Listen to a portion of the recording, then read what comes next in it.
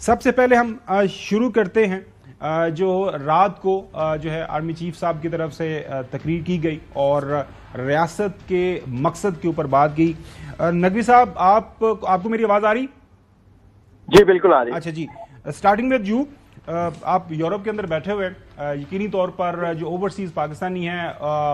وہ جب پاکستان کی آزادی کا دن مناتے ہیں تو وہاں پہ ایک خاص ہی جوش و جذبہ ہوتا ہے، کیونکہ وہ وہاں پہ تھوڑا سا ظاہر ایک غریب الوطنی ہوتی ہے. آپ کسی دوسرے ملک میں بیٹھ کے جب پاکستان کے اندر جو آزادی کے یہ مناظر دیکھتے ہیں کہ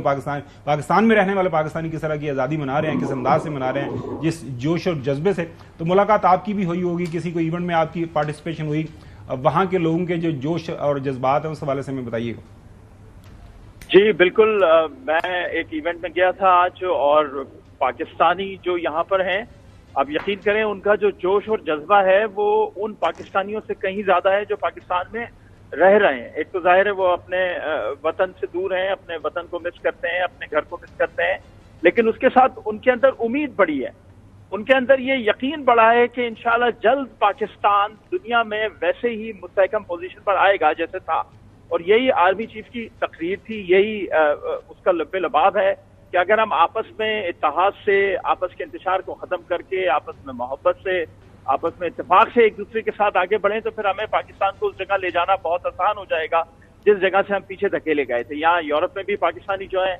وہ اسی طرح کا جذبہ رکھتے ہیں اور وہ ہر اس عمل کو سپورٹ کرتے ہیں جو ایک مثبت پاکستان کی طرف پیش رفت ہے. اور یہ بڑا ضروری ہے کہ پاکستان سے اس طرح کے مثبت پیغامات آنا چاہیے. جو یہاں رہنے والے پاکستانی ہیں وہ اس کے ساتھ کھڑے ہوں اور پھر اس کو آگے بڑھائیں. یہ تاثر بھی دور ہو کہ پاکستانی دنیا میں آئسولیٹڈ ہو چکے ہیں، اس لیے بہت ضروری ہے کہ پاکستان سے اس طرح کے مثبت پیغامات، جس طرح کل رات تقریر ہوئی یا ارشد ندیم کا ایک پاکستان کے اوپر ایک خدا نے ایک رحمت برسائی ہے ایک ایسے وقت میں 14 اگست جب قریب تھی، تو یقین کریں اس نے قوم کو لگتا ہے دوبارہ سے زندہ کر دیا ہے، چاہے وہ پاکستان میں ہو یا پاکستان سے باہر. جی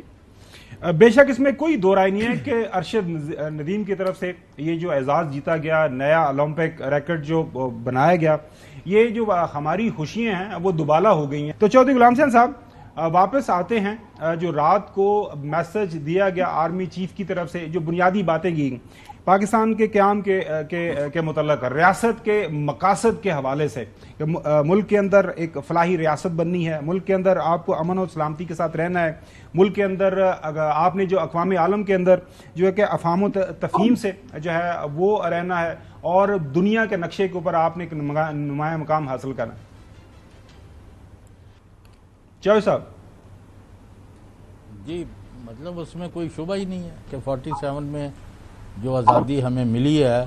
اگر آپ نے یہ دیکھنا ہے کہ وہ اسلامی جمہوریہ پاکستان بننے سے کیا فرق پڑا ہے، تو ہندوستان میں بھی مسلمان تقریباً پاکستان سے زیادہ نہیں تو برابر ضرور ہیں. تو ان کی حالت دیکھ لیں اور ان کے ساتھ جو حشر ہے، اور جو یہاں کفران نعمت کرتے ہیں، جنہیں پاکستان کی قدر نہیں ہے، جو پاکستان کو اللہ کی نعمت نہیں سمجھتے اور ان قربانیوں کو ایسے ہی رائے گاں سمجھتے ہیں، اور ان کا خیال ہے کہ پاکستان اگر نہ علیحدہ ہوتا تو شاید بہتر ہوتا. تو ان کا ایک چکر جو ہے نا، آپ نیو دلی میں جامعہ مسجد کا جو علاقہ ہے اس کے سامنے اور ادھر جو فٹ پاتھوں پر جو بے یار و مددگار مسلمانوں کی ہزاروں کی تعداد والی لیٹی ہوتی ہے، ان سے ملوادیہ کریں تو آپ کو پتہ چل جائے کہ پاکستان اللہ تعالیٰ کا کتنا بڑا نعمت ہے جو پاکستان کے لوگوں کو حاصل ہوئی ہے اللہ پاک کے فضل سے. نمبر 2، اگر ہندوستان یہ چاہتا تھا کہ پاکستان کے لوگ ہندوستان کے ساتھ رہنا پسند کرتے یا اس کے اوپر ان کو پریفرنس دیتے کہ کیوں ہم اتنے بڑے ملک کا حصہ ہوتے، تو ان کو چاہیے تھا کہ وہاں اقلیتوں کو اور مسلمانوں کو اپنے سے بہتر حقوق دیتے. ان کا تو انہوں نے حشر کر دیا ہے. اب اس کی اتنا پروگرام میں وسعت نہیں ہے کہ اس کی تفصیلات میں جائیں، لیکن جو حشر وہ کر رہے ہیں وہاں مسلمانوں کا، عیسائیوں کا، اپنے دلت جو ہیں ان کے ہندو ہیں لیکن وہ نچلی ذات کے ہیں، تو ان سب کے ساتھ جو ہے جو سلوک کیا اس کی وجہ سے لوگ کہتے ہیں کاش ہم ہندوستان میں نہ رہتے اور پاکستان کا حصہ بنتے. اور حوالے کے لیے دیکھیں، مقبوضہ جموں کشمیر کے لوگ جو قربانیاں دے رہے ہیں، جو شہادتیں پیش کر رہے ہیں، جو جیلیں بھر رہے ہیں، جو ان کے خواتین و حضرات نے اپنی آزادی کے لیے جدوجہد کی اور کر رہے ہیں، اٹ از سیکنڈ ٹو نن.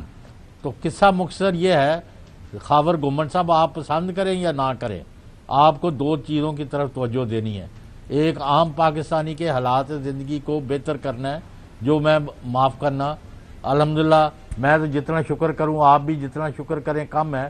لیکن عام آدمی کی حالت قابل رشک بالکل نہیں ہے. اس کے اندر تبدیلی لانے کی، مثبت تبدیلی لانے کی، اس کے اوپر بات کریں گے، جلدی تبدیلی بالکل لانے کے لیے. صحیح. اس کے اوپر ہم پروگرام میں بات کریں گے.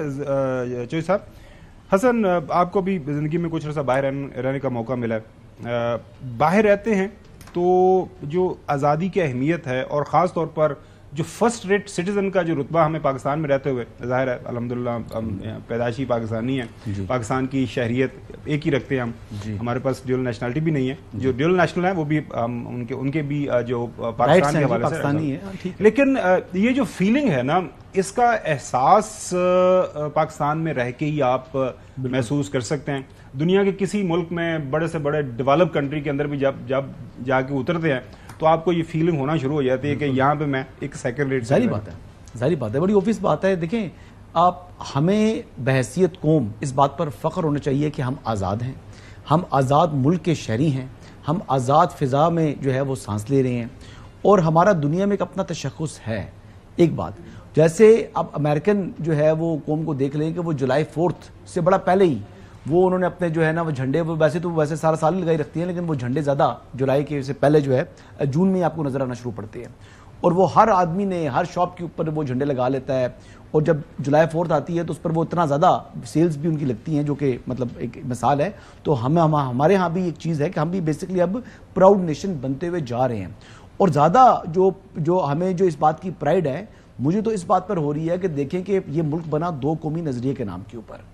ہم نے کہا کہ جی دو الگ الگ اس خطے میں دو الگ الگ قومیں بستی ہیں، مسلمان اور ہندو اور دیگر، تو ہم جو ہے مسلمانوں کا الگ ملک بننا چاہیے.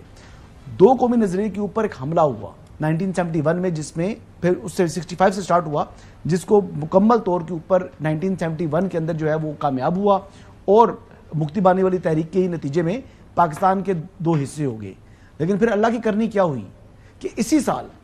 وہ دو قومی نظریہ دوبارہ جو ہے وہ بنگلہ دیش کے جو پاکستانی جو پرانے پاکستانی تھے ان کو یاد آیا.